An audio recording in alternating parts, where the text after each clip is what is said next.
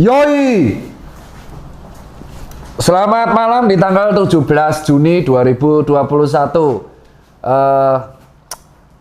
Langsung aja menjawab pertanyaan, Dok, kenapa angka COVID bisa naik? Apakah ini konspirasi karena sekolah mau buka? Apakah ini konspirasi ya? Jadi gini bro, angka COVID naik tuh di bulan Mei Juni itu sudah bisa diprediksi dikarenakan mobilitas.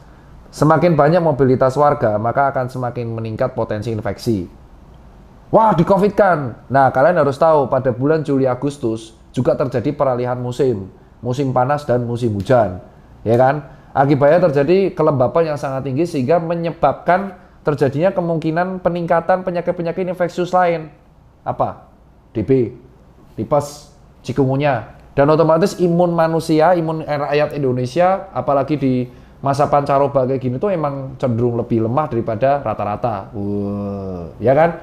Otomatis selain mobilitas musim dan mobilitas musim ini akhirnya dan musim ini membuat angka COVID penularannya tinggi.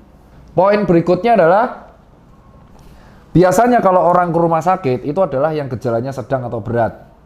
Ya kan? Nah, masing-masing rumah sakit itu ruang ICU dan ruang isolasi itu terbatas dan tidak hanya untuk COVID. Kenapa angka COVID sudah dijawab kan? Mobilitas dan emang musim dan emang penyakit infeksi rentan. Nah terus ICU itu tidak hanya untuk orang kena COVID. Gagal jantung itu ICU, gagal ginjal, penyakit serius, sistemik infeksi, ya kan? Serius, terus habis itu cedera kepala berat, ya kan? Penyakit infeksi lain, TBMDR, isolasi. Nah, dan masing-masing rumah sakit itu ICU-nya terbatas. Paham sampai sini? Ketika ICU tersebut terisi full oleh pasien COVID, yang terjadi adalah pasien lain jadi kesulitan cari kamar. Akhirnya yang menjadi sibuk adalah jam rujukan. Telepon jaringan rujukan. Jadi sistem rujukannya jadi sibuk. Dan apakah setiap daerah kita itu memiliki rumah sakit tipe A? Enggak. Enggak semua. Itu yang terjadi di Kudus. Di Kudus rumah sakitnya, RSUD Kudus, ya ICU isolasi rujukannya di situ. Ketika terjadi mobilitas yang sangat luar biasa, bisa diprediksi dari H-7 di Kudus itu emang lebih ramai daripada Jakarta. Otomatis ketika penularan bisa rentan kolaps. Kenapa? Karena rumah sakitnya terbatas ICU-nya. Paham ya? Nah sampai sini nih, paham nih. Jadi problem utamanya ICU terbatas. Ya udah kalau ICU terbatas kita bangun ICU. Lah nggak segampang itu. Ketika kita bangun ICU, kita butuh ventilatornya, kita butuh tabung oksigennya, kita butuh kamar tekanan negatif, kita butuh dokter anestesinya, kita butuh dokter jaganya, kita juga butuh perawatnya. Nah, akhirnya karena musim infeksi ini jadi, orang rame-rame ke IGD dong. Ya kan? Kan musim infeksi yang tadi. Ya kan? Akhirnya antri dong. Penanganan COVID itu lama loh untuk daftarnya, screeningnya. Lama kan? Antri. Itu yang dilihat direkam sama Dr. Tompi di IGD Wisma Atlet. Itu antri untuk daftar tok, bos. Dan itu gejalanya ringan sedang. Kan karena ICU terbatas, isolasi terbatas, nggak mungkin dong semua orang dimasukin ICU sama isolasi. Pasti yang gejala berat-berat. Akhirnya gejala sedang juga dimasuki ke kamar biasa. Benar kan? Nah, tapi nambah. Gejala ringannya tambah banyak.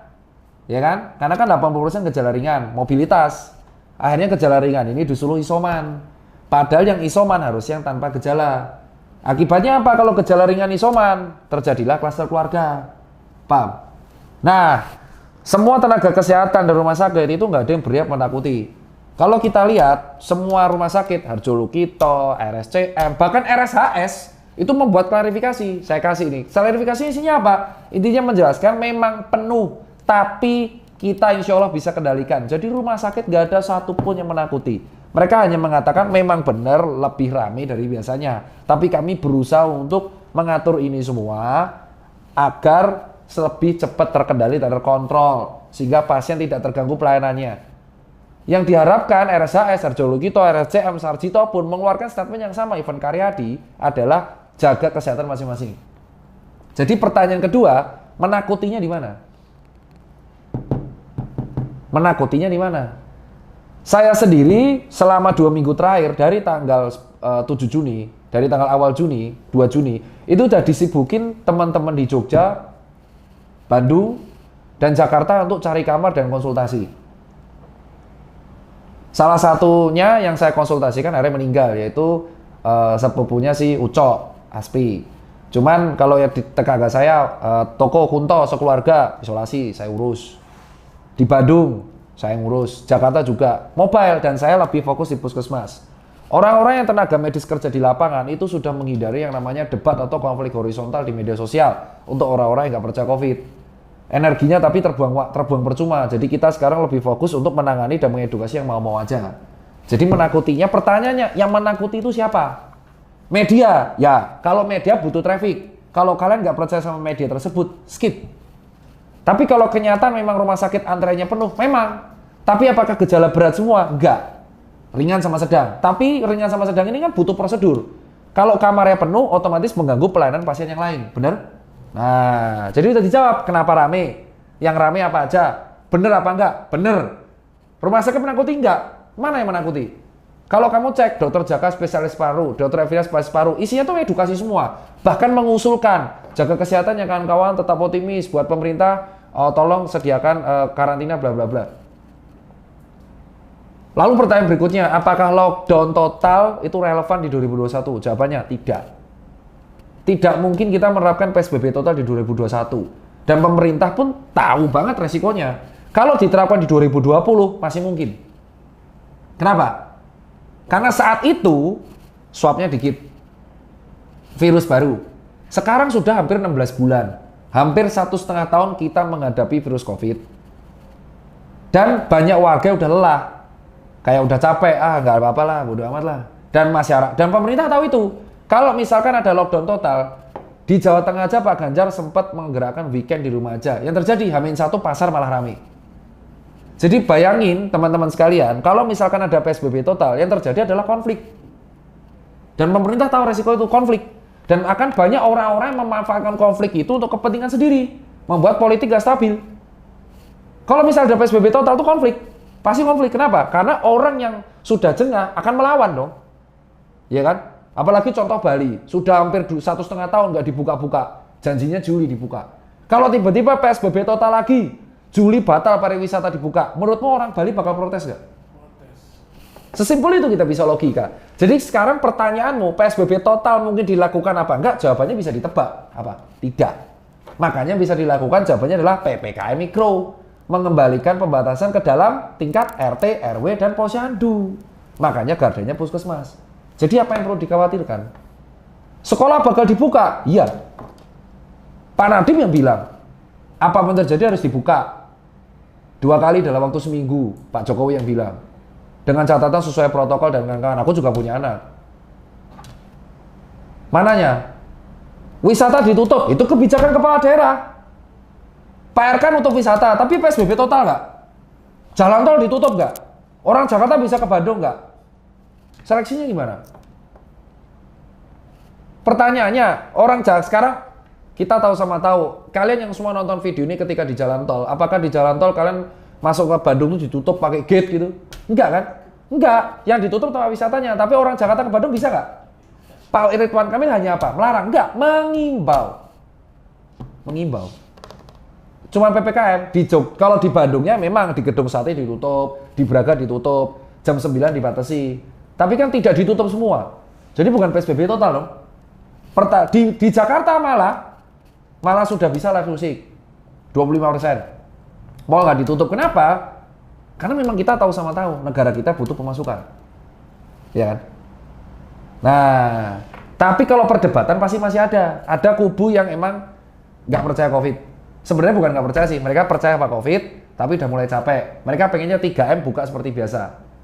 Ada yang mereka strict, kaku. Selain 3M harus harus lockdown dan kawan-kawannya. Saya tengah. Loh kenapa saya tengah? Karena saya realita tahu. Gitu.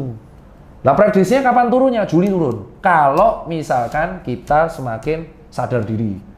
Kita tuh sebenarnya mengingatkan doang, pakai masker. Karena saya juga nggak munafik, saya juga sering lupa gitu. Tapi yang penting ya udah kita mengingatkan, kalau nggak mau ya wis. Jadi kita jangan menghindari, kita pokoknya menghindari perdebatan yang ada. Itu soal angka COVID naikkan. Lah soal mutasi-mutasi gimana? Memang benar ada, variannya namanya varian Delta. Dan memang lagi diatasi oleh tenaga medis yang terkait. Orang awam nggak usah panik. Maka saya bingung. Memang benar ada beberapa media menyebarkan kepanikan. Kayak contoh varian Delta, hati-hati ganas. Ya itu kan sudah diurus sama ahli genom sama tenaga medis. Tugasnya awam adalah menjaga diri dan keluarganya masing-masing. That's it, enough. Kalau kalian merasa keberatan membaca judul panik, skip. Yowis lah. Terus apakah banyak artis yang sharing kalau COVID itu bangga, positif? Ajudan saya dulu COVID nggak share. Itu perkara pilihan. Perkara pilihan. Aspri saya, Ucok sempat kena COVID. Share di medsos enggak.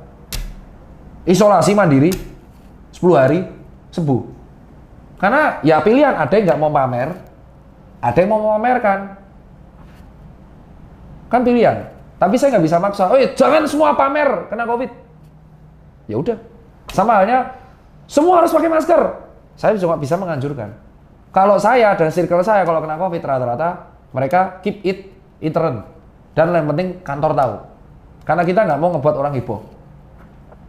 Tapi kan nggak semua orang seperti itu. Ada yang memang harus sharing karena dia public figure. Perdebatan lagi.